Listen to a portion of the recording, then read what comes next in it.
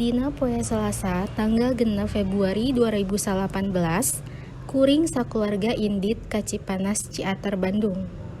Harita teh mangkatna sakitaran jam 8 isuk ti imah. Kuring sakeluarga mangkat ka Ciater naik mobil pun mamang.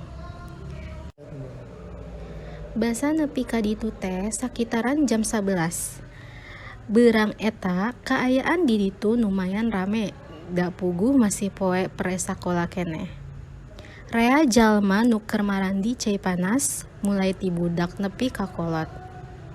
Teu ngadaguan lila kuring oge langsung mandi di ditu sakeluarga.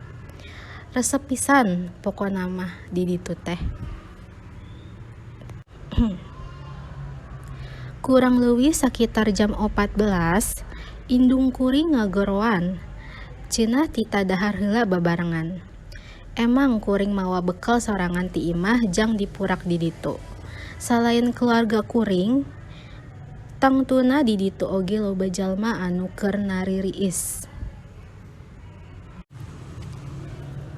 Teu karasa di dinya teh waktu enggeus nunjukkeun jam 15 sore.